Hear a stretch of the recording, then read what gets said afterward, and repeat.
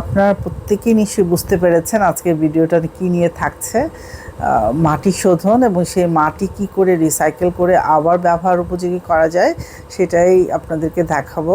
Hello my lovely viewers, আসসালামু আলাইকুম। কাশিবাই ছাদ বাগানের পক্ষ থেকে সবাইকে অভিনন্দন।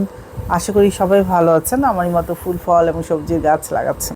ভিডিওর শুরুতেই আপনারা দেখেছেন আমি রোদে মাটি শুকাতে দিয়েছি। এটা ছিল আমার বাগানের পুরনো মাটি, মানে শীতের সবজি লাগানো ছিল এই মাটিতে। সেই মাটিগুলো সম্পূর্ণ আমি ঢেলে একদম কড়া রোদে দুদিন একদম শুকিয়ে নিয়েছি। যেখানে কড়া রোদে মাটি দিলে একটা সুবিধা কি জানেন, যত জীবাণু আছে রোগ জীবাণুর সমস্ত কিছু রোদের তাপে সেটা নষ্ট হয়ে যাবে। আপনারা প্রত্যেকেই যারা ছাদ বাগানে আছেন অবশ্যই মাটিগুলো রিসাইকেল করার আগে অবশ্যই শুকিয়ে নেবেন রোদে। আর এখন রোদে শুকানো দুদিন পরে যে প্রসেসগুলো আমি করছি ধাপে ধাপে অবশ্যই আপনাদের সাথে শেয়ার করব। সেগুলো প্রথম ধাপে যেটা করেছে সেটা হলো জৈব সার। এখানে জৈব সার বলতে প্রথমে গোবর সারকে আমরা বোঝাই, পাতা পচা সার বোঝাই, ভার্মি কম্পোস্ট বোঝাই, কিচেন ওয়েস্ট দিয়ে বানানো সেই সারই বলেন। এই সবগুলি কিন্তু জৈব সারের মধ্যে পড়ে। আপনারা যে কোনো একটা দিয়ে শুরু করতে পারেন, হয় গোবর সার নতুবা কেঁচো সার, অথবা কিচেন কম্পোস্ট দিয়ে বানানো জৈব সার, অথবা পাতা পাতা সার, যেটাই আপনারা দেন না কেন জৈব সার অবশ্যই অ্যাড করতে হবে। মাটি 50% হলে গোবর সার অবশ্যই দিতে হবে 40%। এখানে আমি 40% মিশাতে পারিনি, আমার কাছে পর্যাপ্ত ছিল না। আমি 30% পর্যন্ত গোবর সার মিশিয়ে দিয়েছি। ভালো করে উল্টে পাল্টে মাটির সাথে অবশ্যই গোবর সারগুলো মিশাতে হবে। যে কোনো জৈব সার, এখানে গোবর সার আমার কাছে ছিল বিধায় আমি দিয়েছি। কিচেন ওয়েস্ট দিয়ে বানানো সারগুলোও আছে ঘরোয়াভাবে, সেটা আমি পরবর্তীতে ইউজ করবো, যেহেতু গোবর সারটা খুব ভালো গাছের জন্য, সেই জন্য আমি দিয়েছি।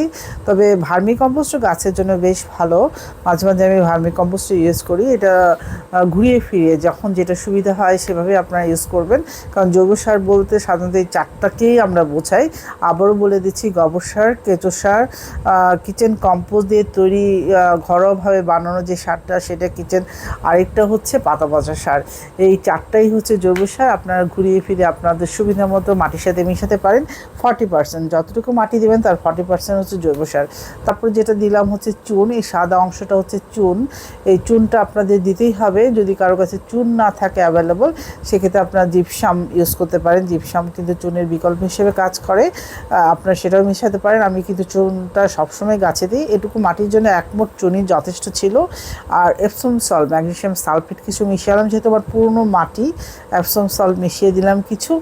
আর সাথে কিছু নিমখোল, এটা তো দিতেই হবে। নিমখোলটা কেন দেওয়া হয় বলুন তো? নিমখোলটা দেওয়া হয় যাতে গাছে পোকামাকড়ের আক্রমণ না হয়, নেমাটোইডের হাত থেকে গাছকে রাখার জন্য। আরেকটা হচ্ছে ট্রাইকোডার্মা। ট্রাইকোডার্মা যদি ইউজ করেন তাহলে তো খুবই ভালো।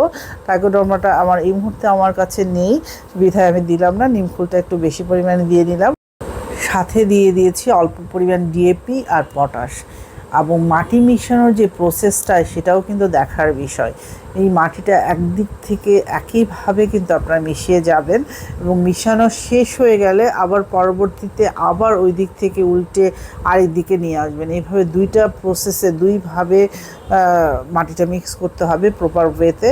না হলে এই যে সারগুলো মিশিয়েছি, এতগুলো সার, জৈব সার, রাসায়নিক সার, তাহলে প্রপার ওয়েতে মাটিতে মিশবে না। এই দেখুন, একবার মিশানোর পরে এই মাটিটা আমি আবার উল্টে পাল্টে মিশিয়ে দেব। এটা ছিল দ্বিতীয় ধাপ। প্রথম ধাপে মাটি শুকালাম, দ্বিতীয় ধাপে সমস্ত উপকরণ মিশালাম, এখন হচ্ছে তৃতীয় ধাপ। তৃতীয় ধাপে যে কাজটা করবে, আপনাদের পছন্দের পাত্রের মধ্যে মাটিগুলো রাখবেন এবং সুবিধা মতো আপনারা বীজ বপন করেন বা চারা বপন করেন, তখন সেটা সুবিধা মতো আপনারা করবেন।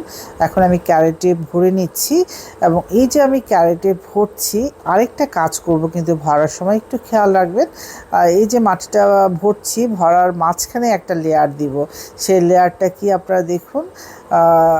আমি তো একটু আগে বলেছিলাম জৈব সার, পাতা পচা সার, সবজির খোসা দিয়ে মেশানো তৈরি করা বাড়িতে কিচেন কম্পোস্ট দিয়ে জৈব সার, আরেকটা হচ্ছে কেঁচো সার এবং গোবর সার।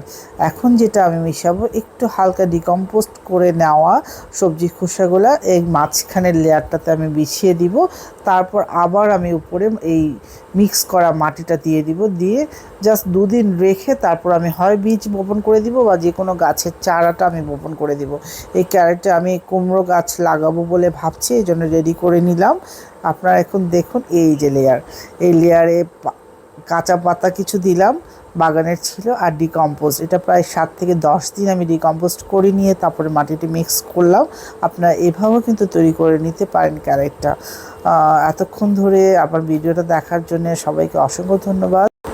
আজ এই দিয়েই শেষ করছি ভিডিওটা। সবাই ভালো থাকবেন, আমার জন্য দোয়া করবেন।